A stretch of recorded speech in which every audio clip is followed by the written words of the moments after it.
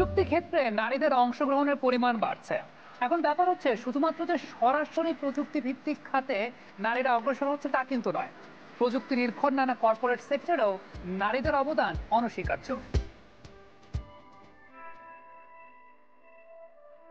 আমরা যদি একটু পেছনের দিকে যাই, একটা সময় কিন্তু চাকুরি বা যে কোনো প্রফেশনে মেয়েদের আমরা খুব একটা দেখতে পেতাম না। দেখতে পেতাম খুব স্পেসিফিক কিছু প্রফেশনে, যেমন টিচিং প্রফেশন, দেন হচ্ছে মেডিকেল প্রফেশনে।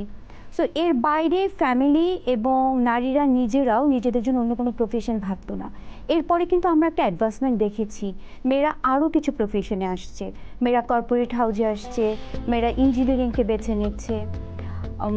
সো মেয়েদের এই যে অ্যাডভান্সমেন্ট, এটা কিন্তু বন্ধ হয়নি, অ্যাডভান্সমেন্ট আছে, but at the same time কী পরিমাণ মেয়ে নতুন করে এই যে চ্যালেঞ্জিং প্রফেশনগুলো নিচ্ছে, এটা যদিও আমার কাছে ডেটা নেই, বাট আমি দেখতে পাচ্ছি অনেক মেয়ে নতুন করে টেকনোলজির প্রফেশনটাকে নিচ্ছে, তারাই চ্যালেঞ্জগুলো নিচ্ছে। এবং অ্যাট দ্য সেম টাইম আমি বলবো যে মেয়েরা কিন্তু পিছিয়ে নেই। আবার তাই বলে যে একটা বড় সংখ্যক নারী প্রফেশনের এই ডাইভার্সিফিকেশন আসতে পেরেছে সেটাও না। বাট আমার একটা রিকোয়েস্ট এই নারীদের প্রতি, যে কোনো প্রফেশনই ছেলের জন্য হতে পারে, মেয়ের জন্য হতে পারে।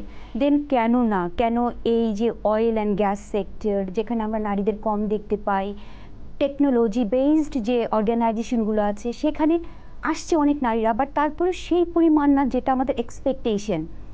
সো ওই তথাকথিত যে একটা বক্স, এই আউট অফ দ্য বক্স একটু চিন্তা করলে নারীরা অনেক ক্রিয়েটিভ, নারীরা অনেক সিনসিয়ার। যে কারণে যে কোনো প্রফেশনে শুধু যদি তারা এই মাইন্ডসেটটুকু নিতে পারে যে আমি যাব একটা চ্যালেঞ্জিং প্রফেশনে কিংবা একটা নতুন প্রফেশনে, তাহলে আমি বিশ্বাস করি যে নারীরা এই প্রফেশনে আসবে, পুরুষের পাশাপাশি তারা অনেক অনেক ভালো করবে। এতে করে সমাজ জাতি সবাই উপকৃত হবে।